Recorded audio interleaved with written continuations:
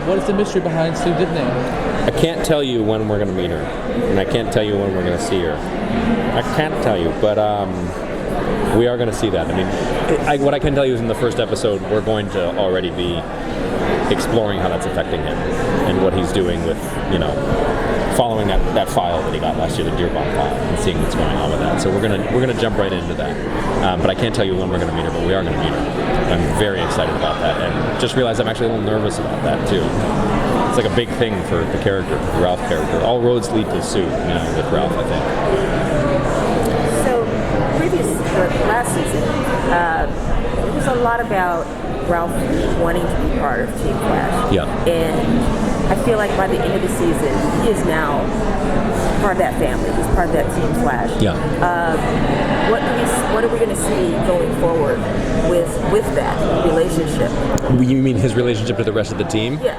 I think one of the things that that I took away from last season and that we explored was he's sort of like, in a lot of ways, the heart of the team. A lot of times, he was developing his relation. We developed his relationship with Cisco, with Caitlin, with Killer Frost, with Sherlock. And we kind of saw this more than we ever did in season 4. We really saw this guy open up, and he finally felt like they were his family, and I think that brought out something in him. He's there for them, and he's there for them no matter what. I mean, he's a big puppy dog of a character in the best way. He's like a Great Dane. I love that about him. And he's just a sweet, sweet, sweet guy who has a very big heart, and I love that we explored that last year. And we're going to see, I think, some more independence from him, too, than we ever saw before in terms of, with Vibe not having his powers, with Cisco not having his powers, they're down a member in the field. So people need to step it up and need to be more independent. And he's had the experience now, He's been a hero long enough and had the experience of being on Team Flash where he's ready to step that up and do that. Are we going to see more of him as a PI this season, too? Yeah, we're going to see more of the detective aspect. I mean, we started to get into that last year, and then obviously the end of last year with, he figured out the dagger thing and all of that. And then we're going to pick right up, and we're going to kind of get into that and keep playing that out more and more and more. And that's going to tie in with the Dearborn thing, with the file, with Sue and everything like that, and take us on this road where, he's exploring this aspect of his skills that he's very, very good at. And I'm excited for that. I love that. Yeah, I am too. Yeah. So I'm sure you're not allowed to say too much about Crisis, but let's just say in the case that you are in it, how does it feel to get to be part of one of the maybe biggest comic book stories of all time now being brought to television?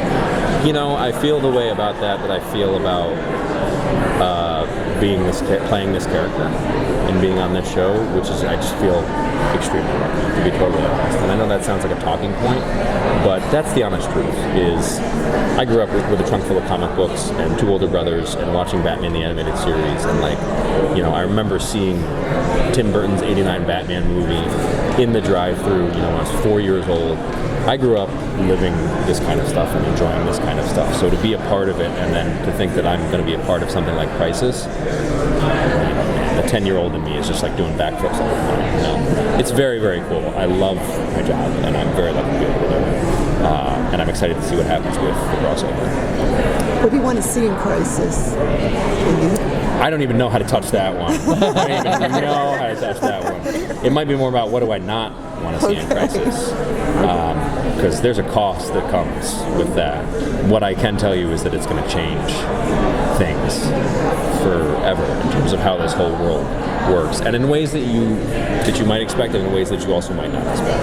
But having said that, there's a lot, I know very little about it. I know very, very little about it. I mean, I'm a bit of a mushroom. They keep me in the dark and feed me what, and then I find out when it's time to go to work. Right. But I haven't learned that much about it yet. Thank you. Ralph Dibny is such a beloved character for so many of us from the comics, and the TV show iteration when they introduced him was a slightly different take. Was there a favorite part for you as an actor in growing and evolving him, where you really discovered this is my favorite side of Ralph to play or fit to show? Well, what he is now, what he was, midway through season 5 and at the end of season 5 and now at the beginning of season 6, that's how I always saw him.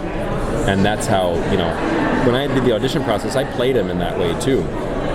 And then they wanted to see, the other more Tex Avery walking cartoon character kind of side of things, which I have a lot of fun doing. I have a lot of fun doing that kind of, pratfall, slapsticky kind of stuff. But the way he is now is the way that I always saw him, kind of a bit more fully formed. And he's going to evolve even more. But our goal when I started was, cool, yeah, we see that too, but let's start him here so we can bring him to that. Because if we bring him in and he's fully formed, we're not going to have that much to mine in terms of having this character grow. And I think Ralph is, a lot more complex than maybe people realize. I think fans realize that, but I think there's so much to dig in with that guy, and there's such a rich history and so much progression to do, including the detective thing, including the Sue thing, including all the elements that we brought in season 4. I'm glad that we did it that way. I really am. When I think back of how I was playing him in episode 5 or 6 of season 4, and then I think of how I was playing him in 601 or 602 and who he is now, he still feels like the same Ralph. But he's like the guy you went to college with that you see like a few years after college, and you're like, man, you're still Ralph, but like, whoa, I love that. So if Ralph's the Great Dane, who would you cast as dogs for the rest Guys, of the? that has to be the last question. Sorry. I don't know I don't know how to touch that one. I have no idea. Barry's a greyhound, right? They're the fastest, I guess. So it's got to be that. That's all I know about that. But he's got that like Scooby-Doo aspect to him. Ralph's got that like Scooby-Doo Great Dane kind of a thing going on, Like Love your that. shirt, by the way. Thank you very much. Yeah, I love dogs more. Yeah. You probably know that about me if you know anything about me. Yes. Yeah. Thanks so much. Cheers. Thank you. Maybe it's whippets. Maybe whippets are the fastest.